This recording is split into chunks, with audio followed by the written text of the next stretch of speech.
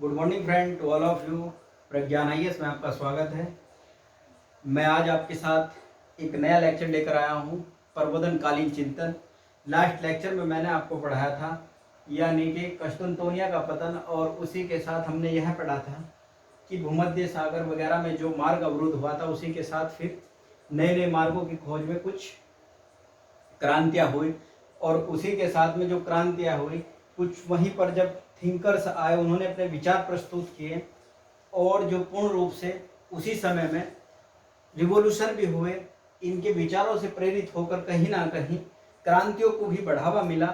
तो ये तीन थिंकर हमको यहाँ पढ़ने होंगे, रूसो, मॉन्टेस्क्यू, वोल्टेयर। तो फिर यहाँ से आज हम यह टॉपिक समाप्त करने के बाद नेक्स्ट क्लास से अमेरिका रिवॉल्यूशन स्टार्ट कर देंगे। तो यानी कि आज ये हमारा प्री रिवॉल्यूशन टॉपिक है। तो इसके बाद फिर हमारे रिवॉल्यूशन स्टार्ट हो जाएंगे। जैसे वही फिर हम अमेरिका रिवॉल्यूशन पढ़ेंगे, उसी के बाद हम जस्ट फ्रांस रिवॉल्यूशन पढ़ेंगे, फिर वहीं हम इंडस्ट्रियलाइजेशन पढ़ेंगे। यानी कि क्रम वाइज क्रम यहीं से सब चीज़ें जुड़ी हुई हैं। अगर यह टॉपिक नहीं पढ़ा तो क्रांति पढ़ने का कोई औचित्य नहीं है, क्योंकि प्रश्न यहाँ से मेंस के स्तर पर आता है, थिंकर्स पे भी आ सकता है, और थिंकर के साथ साथ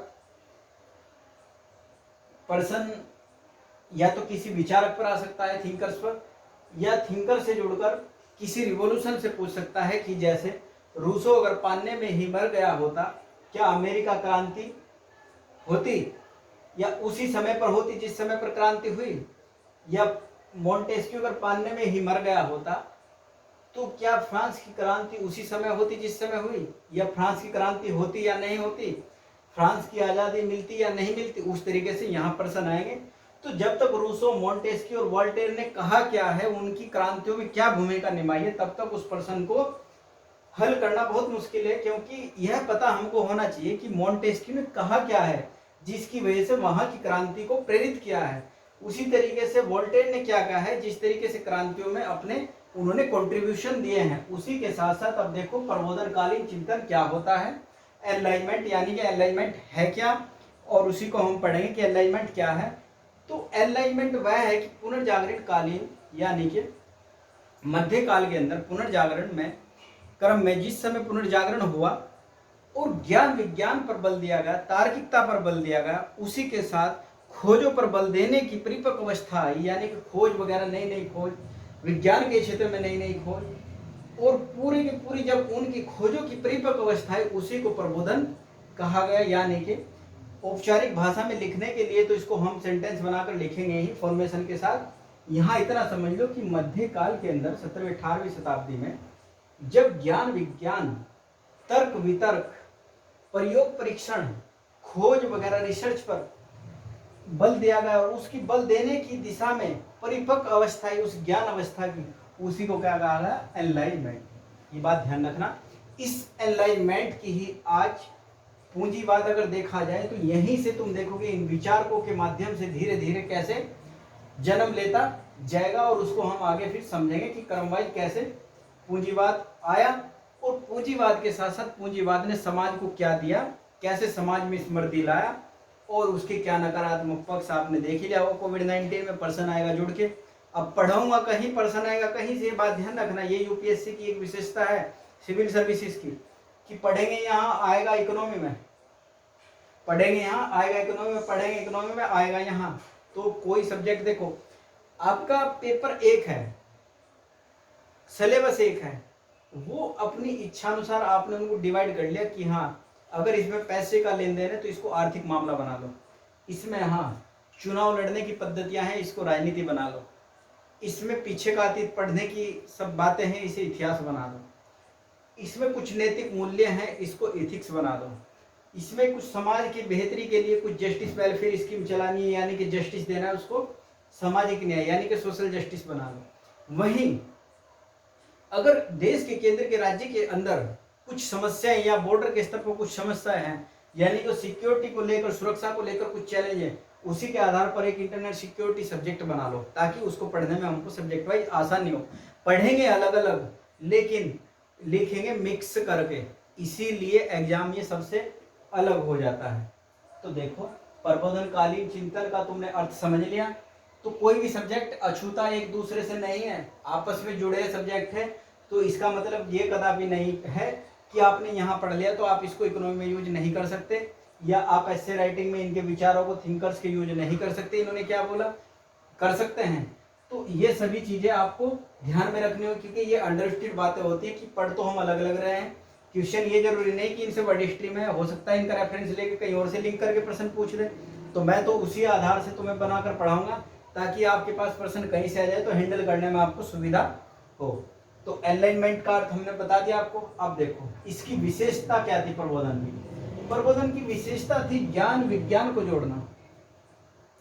यानी कि ज्ञान विज्ञान को जोड़ने का मतलब यह है कि मध्यकाल के अंदर जब सामंती व्यवस्था थी, पोप चर्च की सत्ता की ज्यादा परंपरा चली आ रही थी, तो जो पोप और सत्ता की वजह से व्यक्ति को यह बोला जाता था कि जो चीजें हैं प्रकृति के अंदर वह मानव की समझ से परे हैं, ये इसको मानव समझ ही नहीं सकता। यानी कि यह तो प्रभु की आत्मसत्ता है, इसमें व्यक्ति ना तो कोई हस्तक्षेप कर सकता और ना इसको भगवान की जो आत्मसत्ता यानी कि पूरी की पूरी सत्ता है। चर्च वगैरह ने ये परसेप्शन बना दिया कि यह इंसान की बस की बात ही नहीं सीखना, तो यह तो इंसान की समझ से ही परे है।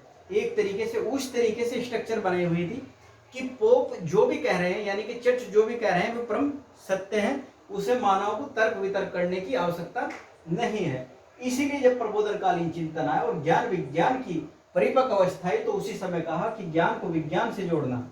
यानी कि फिर मानव ने कहा, कुछ थिंकरों के माध्यम से विचार है कि हम तो वही मानेंगे जिसका हम परीक्षण और रिसर्च कर सके, उसी चीज को हम मानेंगे। यानी कि जिसको हम जान सकते हैं उसी को हम मानेंगे।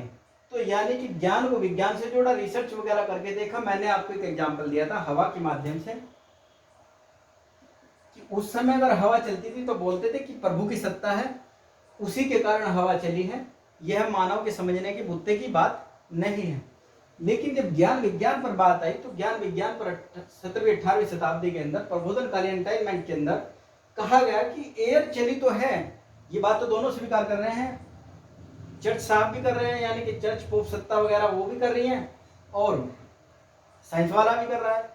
उसी समय उन्होंने कहा कि देखो ये भगवान ने हवा चलाई, इसमें व्यक्ति का कोई हस्तक्षेप नहीं है और व्यक्ति को इसके समझने की कोई बात भी नहीं है, क्योंकि ये तो प्रभु की सत्ता है, इंसान कभी इसको समझ नहीं सकता। लेकिन उसी समय अलाइनमेंट के दौर में उन्होंने कहा कि देखो भाई हवा चली तो है, लेकिन हवा प्रभु ने नहीं चलाई। हवा चलने के पीछे कुछ कारण है। जैसे यहाँ से शॉर्ट वेव रेडिएशन की फॉर्म में सनलाइट आई और सनलाइट आने की वजह से सतह का टेम्परेचर हाई हुआ और टेम्परेचर हाई होने से हवा गर्म होने पर ऊपर उठी। ऊपर उठने से यानी कि यहाँ जब टेम्परेचर अधिक हुआ और हवा ऊपर उठी, और मैंने एक लेक्चर एटमॉस्फेयर टेम्परेचर प्रेशर पे पढ़ाया था, तो जब टेम्परेचर अधिक होगा तो प्रेशर क्या होगा, कम हुआ। यानी कि एटमॉस्फेरिक प्रेशर कम हुआ, एक तरीके से प्रेशर मान लो। तो जैसे ही प्रेशर कम हुआ वैक्यूम क्रिएट हुआ, तो हायर प्रेशर ऊपर हुआ, तो जहां हवा गई हायर प्रेशर से लो प्रेशर की साइड, आपने देखा हो कोई भी फॉलो होगा तो हायर प्रेशर से लो प्रेशर की साइड हवा आई और उस वैक्यूम को भरने के लिए यहाँ पर हवा आई और इसलिए हवा चली। तो यानी कि इसके पीछे कारण क्या है, वैक्यूम का क्रिएट होना और प्रकाश का आना और वहां से गर्म हवा का ऊपर उठना, वो सब इसके पीछे कारण। ये ज्ञान विज्ञान की तो देन है, वरना उन्होंने तो बोल दिया था कि हवा भी चली पत्ते गिरे तो प्रभु ने चलाई है, इसलिए मानव समझेगा ही नहीं। उसी तरीके से प्रयोग परीक्षण पर बल। अब देखते जाना, ध्यान से पढ़ना, क्योंकि मेंस के प्रश्न यही से बनेंगे। आप देखोगे फिर कि जब रिवॉल्यूशन आगे पढ़ोगे सारी की सारी यहाँ यहीं के बच्चे हैं सारे, जितने आगे पढ़ोगे ना आप वर्ल्ड हिस्ट्री, यानी कि बेसिक चीज यहीं से है, ये मान के चलो। और यहीं से बेसिक चीज नहीं, इसी के साथ साथ आप जब तुम कोविड-19 पे प्रश्न बनेंगे ना, वो बहुत सारे थिंकर्स तुम यहाँ से रिमाइंड करने पड़ेंगे, इनका रेफरेंस देना पड़ेगा। कोविड-19 पे क्वेश्चन बनेंगे, वो करा दूंगा एक दो मेंस का। इसमें ऐसा है कि कुछ सीमाएं हैं, वरना मैं आपको यहाँ मेंस का क्वेश्चन लिख के उसका फॉर्मेट बनवा के समझा सकता हूँ, लेकिन वह मुझे या तो किसी दिन लाइव क्लास हो तब कर सकता हूँ उस काम, क्योंकि ऐसे मैं एक से वन साइडेड मामला, इसमें क्वेश्चन का जो फॉर्मेट बनेगा और उसको लिखवाऊंगा वो उस तरीके से बनेगा नहीं, फिर तुम थोड़ा दिक्कत आएगी उसमें समस्याएं। तो या तो फिर लाइव हो तब हो सकता है वो, तो उसमें देखेंगे, प्रयास करेंगे, समय निकालूंगा इस चीज के लिए। तो देखो प्रयोग परीक्षण पर बल। प्रयोग परीक्षण पर बल मतलब विज्ञान कह रहा है उसी मध्य काल के समय कि प्रयोग परीक्षण पे बल देंगे, यानी कि पहले प्रयोग करेंगे और प्रयोग करके जो रिजल्ट आएगा उसको ही मानेंगे, यानी कि प्रभु की सत्ता कुछ भी नहीं है। हम पहले प्रयोग करेंगे और प्रयोग करके रिसर्च करेंगे। तो प्रयोग किया और परीक्षण किया, पहले प्रयोग करो और प्रयोग करके जो रिसर्च आएगा उसको हम मानेंगे, यानी कि जिसका हम सर्च खोज कर सकते हैं एक तरीके से, उसी को हम मानेंगे। यानी कि ईश्वर जो है वो सृष्टि तो बना ईश्वर ने, लेकिन सृष्टि के तहत जो संरचनाएं बनाता जा रहा है, ये तो मानव ही संरचनाएं बनाता जा रहा है सृष्टि के अंदर। इसमें तो मानव का कोई हस्तक्षेप भी नहीं है। तो इसीलिए उन्होंने कहा कि पहले भाई प्रयोग परीक्षण करो, उससे पता चलेगा कि क्या प्रभु की सत्ता है और क्या मानव का हस्तक्षेप है और क्या हम इसमें कर सकते हैं। उसी के साथ यह भी कहा गया, तो उसी तरीके से प्रबोधनकालीन चिंतकों ने ज्ञान विज्ञान पर बल दिया, क्योंकि उस समय कहते थे कि जो व्यक्ति नहीं समझ पा रहा है, यानी कि जो व्यक्ति की समझ में ही नहीं आ रहा, अलौकिक है, तो वो भगवान के द्वारा ही समझा जा सकता है। यानी कि जो आपको दिखाई नहीं पड़ रही चीज, तो यानी कि वो कोई आत्मिक सत्ता, यानी कि अलौकिक द्वारा, किसी भगवान के द्वारा ही उसको रेगुलेट किया जा रहा है। तो उसी के साथ हमने देखा कि प्रयोग परीक्षण करो, फिर हम जानेंगे तो देखेंगे कि ये भगवान के द्वारा किया जा रहा है या किसी, यानी कि एक तरीके से प्रयोग रिसर्च को बढ़ावा दिया गया। एक तरीके से ये मान के सीधा सा स्पष्ट इसका मतलब ये है। फिर होगा कारण कार्य संबंध। अब ये कारण कार्य संबंध तो आप समझ ही रहे होंगे। ये तो हमारे आप देखा जाए, देखो हमारा दर्शन इसलिए श्रेष्ठ हो जाता है, ये कब कह रहे हैं कारण कार्य संबंध, 18वीं 17वीं 18वीं शताब्दी के सेंचुरी के आसपास। और वही 6ठी सदी पूर्व तुमने देखा होगा गौतम बुद्ध जी ने क्या कहा था, बौद्ध दर्शन में लिखा हुआ है कि कोई घटना हो रही है तो उसके पीछे कोई कारण है, और उस कारण जो हो रहा है, जो घटना हो रही है, जो कारण है, उस कारण का भी एक निवारण है, यानी कि सॉल्यूशन है उसका भी।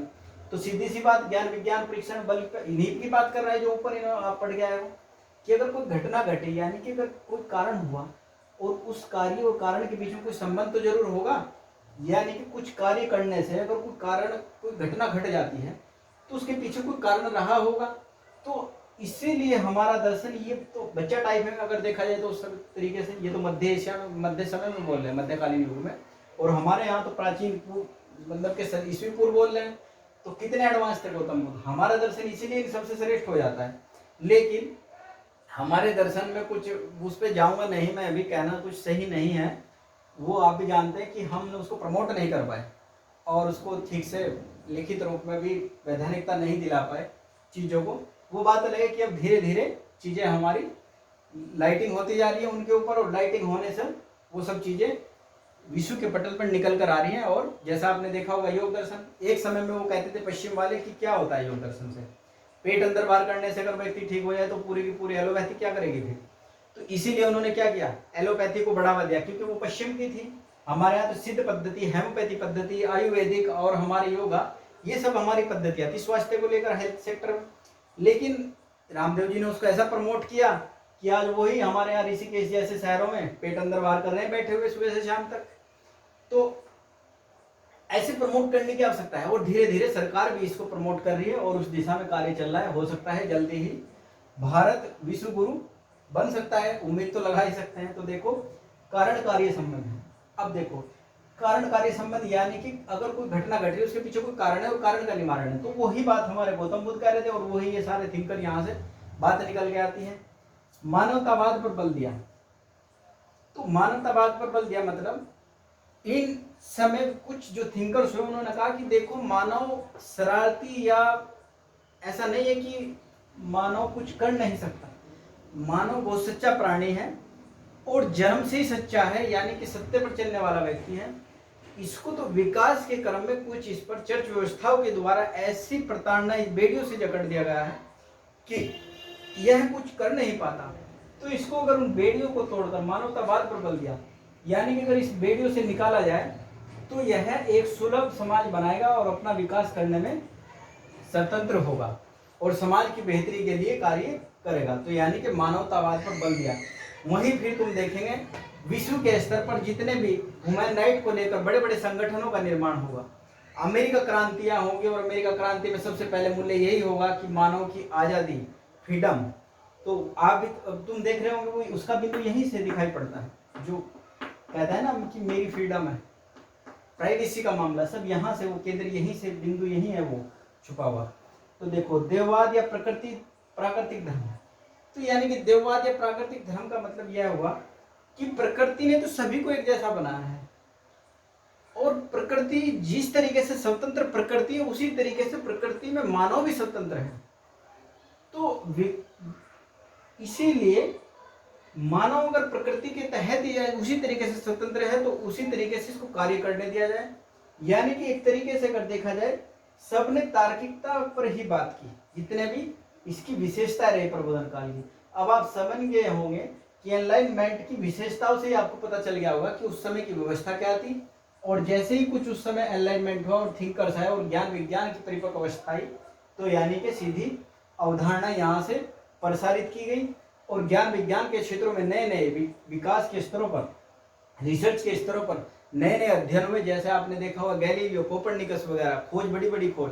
उधर जैसे मैंने पढ़ाया था कस्तुनतुनिया का पतन होने से उधर का भूमध्य सागर वगैरह वाला मार्ग अवरुद्ध हुआ, और उस पर कस्तुनतुनिया पर यानी कि तुर्की पर मुस्लिम क्षेत्र का आधिपत्य हुआ, यानी कि वह मार्ग अवरुद्ध हुआ, और उस मार्ग के अवरुद्ध होने से यूरोप को व्यापार करने के रास्ते की, यानी कि जिससे व्यापार किया जाए, समुद्री मार्ग की आवश्यकता महसूस हुई, और वही मार्ग को खोजने के लिए कोलंबस जैसे व्यक्ति, वास्को डी गामा जैसे व्यक्ति कालिकट तटों पर आते हैं, कोलंबस जैसे व्यक्ति अमेरिका मर जाते हैं, और दुनिया भर की कंट्रियों पर व्यक्ति गए हैं। उनको आपको ज़्यादा पढ़ने की यहाँ आवश्यकता नहीं, रिसर्च टाइप करने की, तो दो ही आप एग्जाम्पल दे सकते हो।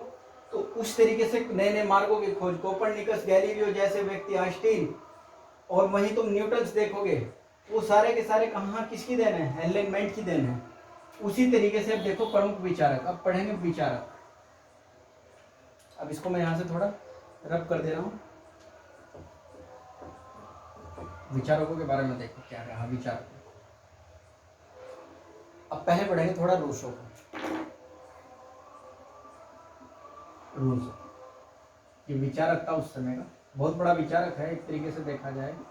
मैं बीच बीच में आपको क्लास में जो एग्जाम्पल देता था वो इसी के एग्जाम्पल देता था कि इसने क्या ऐसा किया कि उसने जो कहा कि देखो प्रकृति पर बल दिया, सबसे मेन इसका जो थॉट है। अब देखो इसने कहा कि प्रकृति पर बल दिया, प्रकृति पर बल। प्रकृति पर बल का मतलब यह हुआ, इसको ठीक से समझ लेना, थिंकर है ये, क्योंकि थिंकर को समझना बहुत आवश्यक है। अगर वो थिंकर को नहीं समझा तो ये बहुत परेशान करेगा पूरी आपको तैयारी की प्रक्रिया में, क्योंकि थिंकर ऐसे होते हैं वो तो बोल के चले गए, उनका मूल्यांकन आपको करना है कि उसने बोला क्या है। यानी कि जब पेपर के अंदर प्रश्न आएगा तो वह आएगा कहीं ना कहीं, मैं लिखूंगा प्रश्न कि रूसो के चिंतन में समाजवाद, प्रजातंत्र एवं उसी के साथ में एक तरीके से निरंकुशता के बिंदु दिखाई पड़ते हैं। ठीक, तो इसने तो कहीं, अब तुम देखो निरंकुशता के बिंदु दिखाई पड़ते हैं, वो तो निरंकुशता की बात ही नहीं करता, वो तो प्रकृति पर स्वतंत्र की बात करता है, यानी कि एक तरीके से मानवतावाद की बात करता है। पर्सन में समाजवाद और प्रजातंत्र तो आगे, लेकिन वह निरंकुशता को बढ़ावा कैसे दे रहा है रूसो? रूसो तो उसी समय उसके विरोधी खड़ा हुआ है, उसका विचार पूरा। तो समझ लेना कि ऐसी कहाँ इसने कोई बात बोल दी कि कहीं ना कहीं उसमें निरंकुशता के बीज दिखाई पड़ते हैं। तो अगर उसको लिखोगे और इसको समझोगे तो आंसर फुलफिल होगा, अदरवाइज तुम इनकी क्वेश्चन वालों की भावनाओं में बह गए तो फिर एग्जामिनर भी तुम्हारी भावनाओं में ही बह सकता है। तो इसीलिए ठीक से समझ लेना इसको। तो रूसो देखो क्या कह रहा है, उस समय में जिस समय पूरी की पूरी श्वेत अश्वेत दुनिया भर के रंग भेद के आधार पर डिस्क्रिमिनेशन होता था, तो इसने कहा कि देखो भाई प्रकृति ने भी विषमता की है, हम मान लेते हैं, यानी कि विषमता दो तरीके की है, एक तो प्राकृतिक विषमता, दूसरी मानव निर्मित विषमता। अब मानव निर्मित विषमता क्या है? अब समझना है कि प्रकृति ने भी विषमता की है, यानी कि अगर देखा जाए तो नेचुरल जब जस्टिस होता है तो नेचुरल जस्टिस में यह आपको बात दिखाई पड़ेगी कि प्रकृति ने की कैसे विषमता। अब आपके दिमाग में चल रहा होगा कि प्रकृति तो विषमता कैसे करेगी, प्रकृति ने भी विषमता की है। देखो कैसे प्रकृति ने विषमता इसलिए की है कि वहीं एक व्यक्ति को काला बना दिया, एक व्यक्ति को गोरा बना दिया, ठीक, एक व्यक्ति को लंबा बना दिया व्यक्ति को, यानी कि लंबाई अच्छी होगी। एक व्यक्ति को बहुत छोटा बना दिया, ठीक। कद काठी, इन सब में तो आप डिस्क्रिमिनेशन देखते होंगे, इनमें तो मानव को कोई हस्तक्षेप नहीं है ना। तो अगर मानव का हस्तक्षेप नहीं तो ये डिस्क्रिमिनेशन किसने जन्म दिया? प्रकृति ने। तो यानी कि अगर प्रकृति ही तुम्हारे साथ न्याय नहीं करती है तो कहीं ना कहीं जो पोप वगैरह, चर्च वगैरह की सत्ता थी वो इसी को आधार बनाकर इसके ऊपर थोप दी जाती थी। समझिए, कहीं ना कहीं पोप की जो सत्ता थी वो मानव को सोचने के लिए बाध्य कर देती थी। यानी कि मानव सोचने के लिए बाध्य कैसे हो रहा है? यहाँ मानव इसलिए सोचने के लिए बाध्य हो रहा है कि देखो अगर काला गोरा, क्योंकि वो एग्जाम्पल ऐसे ही देंगे। वहां तुमने देखा होगा आज के समय में जो सत्संग वगैरह या जो जितने भी धार्मिक गुरु हैं वो एक दो माइंडसेट बना के रखते हैं, उस तरीके से एग्जाम्पल बना के रखते हैं अपने पास, ताकि व्यक्ति के ऊपर उसका स्प्रेड किया जा सके समय पर। तो इसी तरीके से उन्होंने कहा कि देखो अगर इंसान उसको डिस्क्रिमिनेशन करता तो प्रकृति फिर सबको एक जैसे क्यों नहीं बनाती, काले गोरे क्यों बनाए? जबकि अगर देखा जाए तो वो ज्ञान विज्ञान उन्होंने कहा कि देखो ये तो जीन पे एडिटिंग, जीन के ऊपर मामला है, इसमें तो साइंस है, इसमें भी अगर देखा जाए तो साइंटिफिक है सब कुछ। लेकिन कहीं ना कहीं जीन भी तो नियंत्रण में उसी के है, प्रकृति के। वो आपने देखा होगा अभी कोरोना के समय में, तो देखो बात कहीं ना कहीं चर्च की इसलिए तो सभी करती थी इतने समय तक, क्योंकि कहीं ना कहीं धार्मिक जो तर्क थे वो कहीं ना कहीं प्रभावी हो जाते थे इनके ऊपर आकर। तो मानव निर्मित जो विषमता, इसको तो कहा रूसों ने कि देखो इस विषमता की तो मैं बात ही नहीं करूंगा, ये विषमता कभी समाप्त नहीं की जा सकती, क्योंकि ये मानव की बस की बात नहीं कि इस विषमता को समाप्त करें। तो यानी कि जो सामाजिक मानवीय है, जो मानवीय विषमता है, जैसे तुमने देखा होगा नस्ल भेद, यानी कि नस्ल भेद, जात मही, रंग रूप, उसी के साथ साथ बहुत सारी ऐसी विषमताएं तुम्हें दिखाई पड़ेंगी। जाति व्यवस्थाओं के आधार पर बहुत सारी विषमताएं दिखाई पड़ेंगी, आर्थिक आधार पर बहुत सारी विषमताएं दिखाई पड़ेंगी, जैसे धनी व्यक्ति और निर्धन व्यक्ति, जैसे धनी और एक के पास तो व्यक्ति के धन काफी है और एक निर्धन है पूरा। तो इस विषमता को समाप्त करने की बात की रूसो ने। अब इस विषमता को समाप्त कैसे किया जाए? अब रूसो साहब उस मध्य काल युग में जब चिल्ला चिल्ला के बोल रहे हैं कि मानव तो स्वतंत्र पैदा हुआ है, ये तो चर्च और पोप जैसी संस्थाओं ने यानी कि इनको जकड़ा हुआ है, अगर इसको खुला छोड़ दिया जाए तो ये अपना सर्वांगीण विकास और समतामूलक समाज का निर्माण करने में स्वतंत्र है। जिस प्रकार प्रकृति स्वतंत्र है उसी प्रकार यह भी मानव स्वतंत्र है, और इसको खुला उसी रूप में स्वतंत्र छोड़ दिया जाए ताकि यह अपना सर्वांगीण विकास स्वयं ही कर लेगा।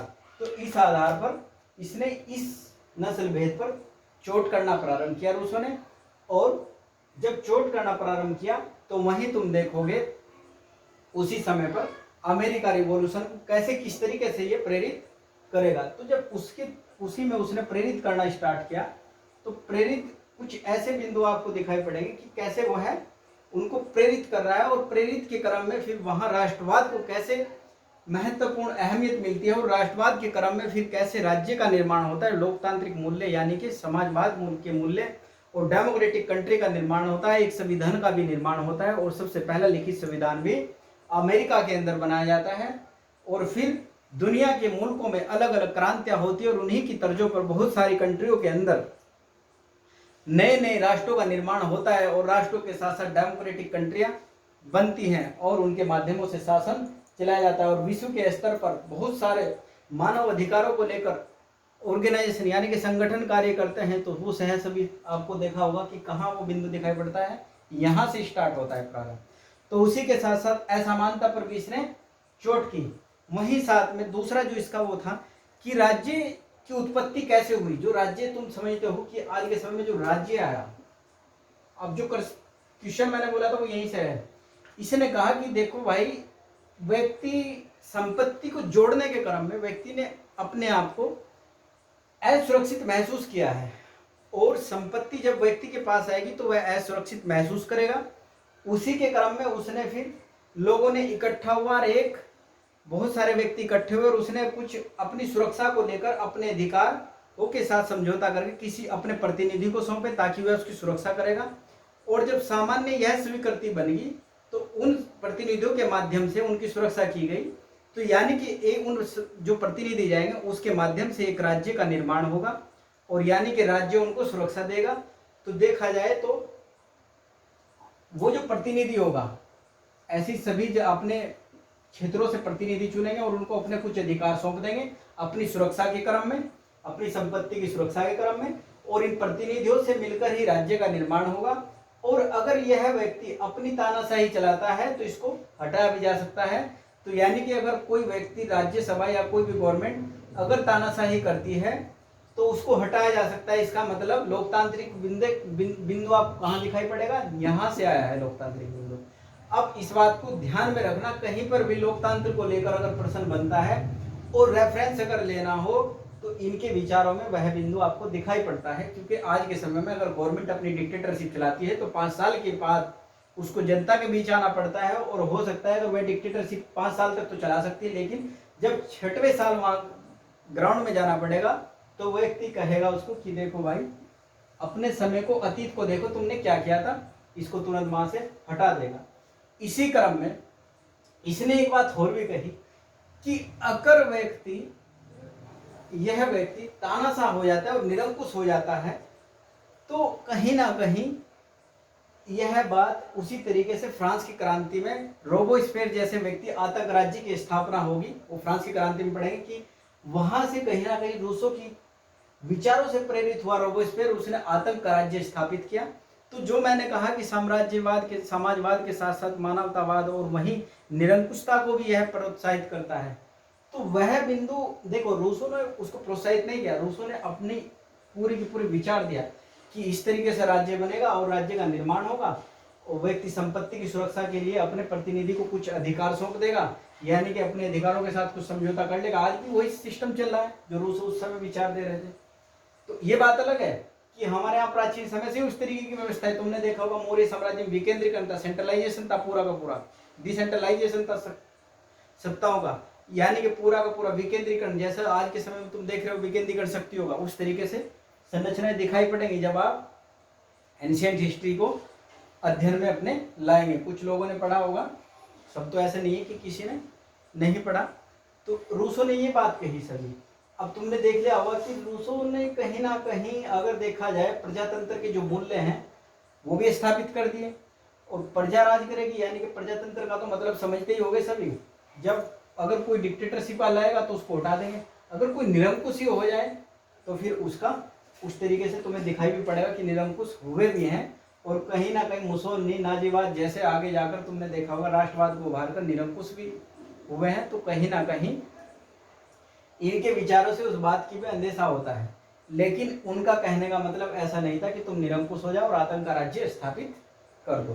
तो ये हुए हमारे रूसो। हमको इतना ही पढ़ना है यहाँ जीएस के स्तर पर। अगर ऑप्शनल किसी का हिस्ट्री होगा तो वहाँ फिर रूसो को 3 दिन या 2 दिन कम से कम उसकी क्लास ली जाएगी, लेकिन यहाँ इससे ज़्यादा इसको पढ़ाना निरर्थक है, क्योंकि यहाँ इसमें रेफरेंस लेकर ही आंसर लिखे जाएंगे और रेफरेंस लेकर ही वो प्रश्न को उस तरीके से पूछेगा। तो प्योर बिल्कुल इससे नहीं, कभी प्रश्न आने के चांस हैं। तो अब हम दूसरा थिंकर स्टार्ट करते हैं। अब देखो मोंटेस्क्यू, तो मोंटेस्क्यू ये वाला सेकंड थिंकर, हम थोड़ा इसके बारे में पढ़ लेते हैं। इसने क्या बोला उस समय और क्या इसके विचारों से प्रेरित होकर संस्थाएं आई। तो मोंटेस्क्यू ने रूसो से उसी समय में थोड़ा आगे चलकर स्पष्ट कर दिया कि देखो, अगर सत्ता एक हाथ में रहेगी, यानी कि सत्ता अगर एक हाथ में रहेगी, यानी कि सम्राट जैसे व्यक्ति या चर्च जैसे व्यक्ति संस्थाओं के पास रहेगी, तो इससे हमेशा तानाशाही आएगी आएगी। तो यानी कि कहीं ना कहीं सत्ता का विकेंद्रीकरण की बात की इसने, सत्ता के विकेंद्रीकरण की बात की। और सत्ता के विकेंद्रीकरण की अगर बात की तो यानी कि इसने कहा कि देखो, अगर सारी शक्ति एक ही व्यक्ति के हाथ में है तो निरंकुशता आनी तय है। तो यानी कि शक्तियों को ही बदल डालो, सत्ताओं को। तो पहले इसने कहा कि कार्यपालिका अलग जो कार्य करेगी, न्यायपालिका अलग जो नियम कानून बनाएगी, विधायिका उसको अलग कर डालो।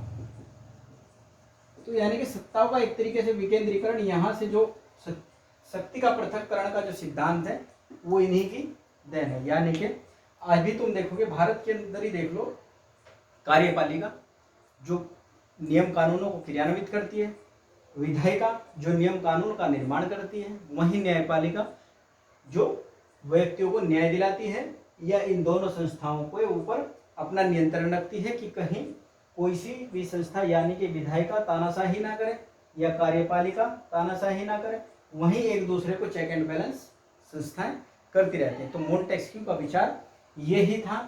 उसी के साथ साथ वोल्टेयर ने क्या कहा, वोल्टेयर भी उसी तरीके की बात कर रहा है। वोल्टेयर ने कहा कि देखो, जो भी व्यक्ति का शोषण करती हो उसी चीज को बदल डालो उसी समय। एक तरीके से इसने अप्रत्यक्ष रूप से क्रांति को प्रोत्साहित करने में अपनी महत्वपूर्ण भूमिका निभाई। वोल्टेयर साहब कहते हैं कि देखो, जो भी संस्था या कोई व्यक्ति हो, अगर वह कोई शोषण कर रहा है, एक तरीके से कहीं ना कहीं इनका जो विचार है मार्क्सवाद से मिलता जुलता विचार देखने में प्रतीत होता है, लेकिन मार्क्सवाद का विचार इससे भिन्न भी बहुत ज्यादा है।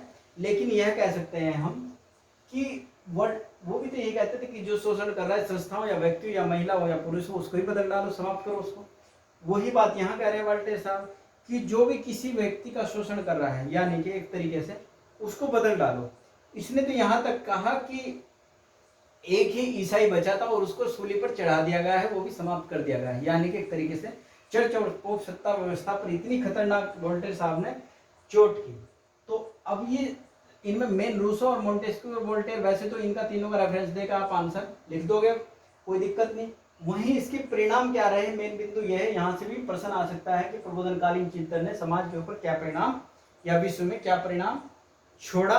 तो उसी के तहत कुछ इसके जो परिणाम है उनकी हम तुमसे चर्चा कर लेते हैं। देखो, उसी समय पे जब क्रांतियां हुई, जैसे अमेरिका की क्रांति हुई, मानवतावाद को बल दिया, यानी कि मानव मूल्यों पर एचआर, बहुत सारे ह्यूमन डेवलपमेंट के प्रोग्राम चलाए गए, विश्व के स्तर पर ऑर्गेनाइज संगठनों का निर्माण हुआ, वो सारे कहाँ की देन है, सारे परिणाम यही तो हैं, इसके अलाइनमेंट के परिणाम आए निकल कर।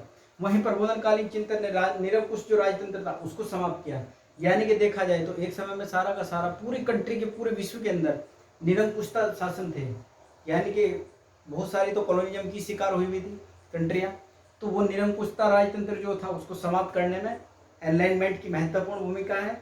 यानी कि धीरे धीरे आज के समय तुम देखोगे मात्र एक दो कंट्री के अंदर ही तानाशाही डिक्टेटरशिप है, उत्तर कोरिया जैसी कंट्री के अंदर, बाकी कोई भी कंट्री ऐसी अब नहीं बची है।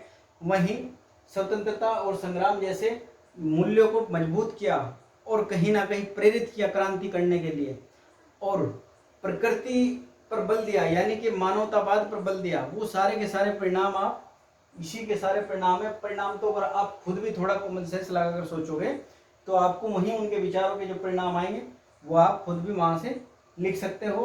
तो थैंक यू। मैं कल अब यहाँ से अमेरिका रिवॉल्यूशन कल लेक्चर लेके आऊंगा, अमेरिका रिवॉल्यूशन।